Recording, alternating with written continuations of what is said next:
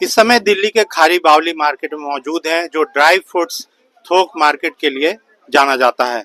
Iran और America के बीच बढ़ते तनाव को देखते हुए ड्राई फ्रूट्स मार्केट की क्या स्थिति है, कीमतों में नरमी आई है या गर्मी आई है, हम थोक विक्रेताओं से इसके बारे में जानेंगे कि क्या वाकई में स्थिति सामान्य है या विपरीत है। व्यापारी उनसे बात करते हैं कि ड्राई फ्रूट्स की क्या हालत है, क्या कीमतों पे कोई असर पड़ा है या स्थिति सामान्य है।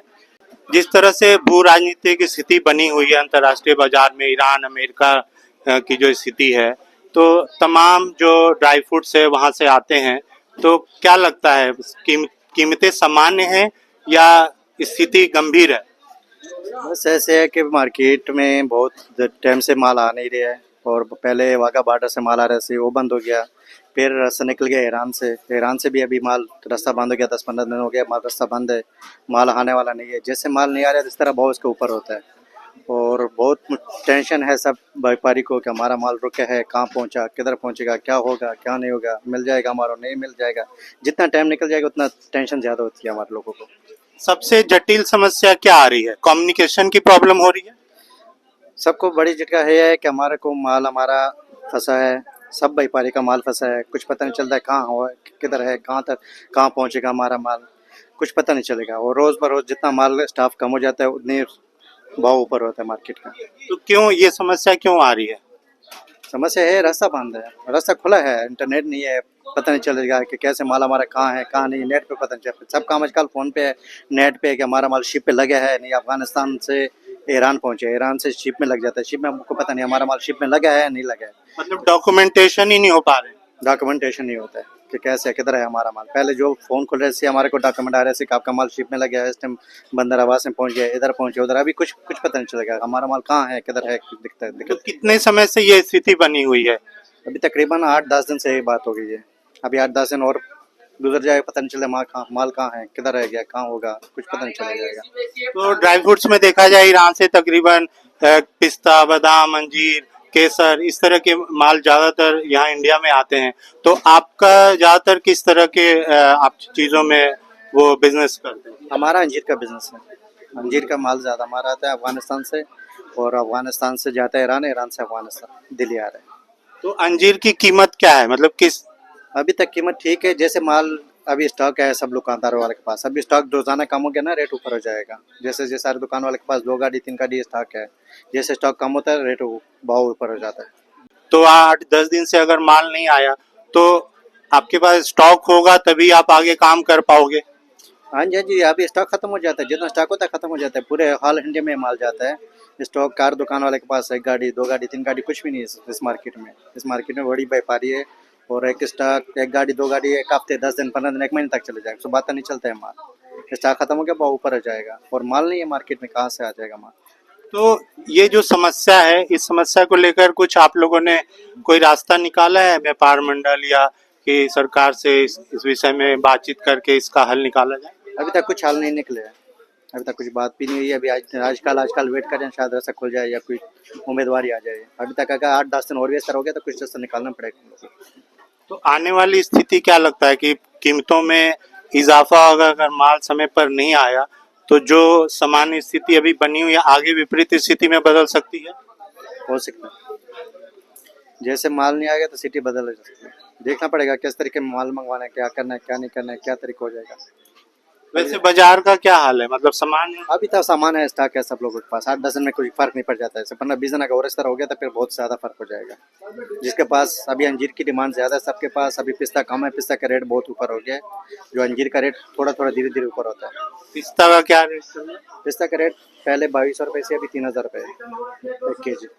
जो सामान्य स्थिति अभी हालांकि फिलहाल बनी हुई है, क्योंकि 8-10 दिन से जो माल वहां से नहीं आ पा रहा है, जो अंतर्राष्ट्रीय भू राजनीतिक दबाव के चलते अमेरिका और ईरान के बीच जो तनाव की स्थिति बनी हुई है, उसको लेकर थोक बाजार में स्थिति अभी गंभीर है। लेकिन अगर आगे इस तरह की स्थिति लगातार बनी रहे तो मार्केट पे इसका विपरीत असर पड़ सकता है। हमारे साथ थोक विक्रेता हैं, उनसे बात करते हैं। क्या लगता है, स्थिति सामान्य है या गंभीर है, धंधे में कोई दिक्कत तो नहीं है। नहीं जी, अभी ऐसी कोई प्रॉब्लम नहीं है, बाजार अभी नॉर्मल है। आने वाले दिनों में अगर ये ऐसे ही रहा, सिचुएशन ईरान की अमेरिका की ऐसी ही रही, तो हो सकता है यहाँ पे रेट काफ़ी बढ़ जाएंगे, क्योंकि माल के आने की अभी दिक्कत हो रही है, शुरू हो गई है, लेकिन 10-15 दिन आने वाले बड़े क्रूशल हैं। तो जो माल रुके हुए हैं, अगर अगर माल ठीक हो गया तो माल चल पड़ेंगे वहां से। अभी तो माल रुके हुए, लेकिन यहाँ पे अभी स्टॉक हैं थोड़े बहुत। हाँ, हो सकता है ईरान के माल के स्टॉक नहीं है। ईरान के मालों में तेजी बहुत ज्यादा है, जो ईरान पर्टिकुलर ईरान का ही माल है।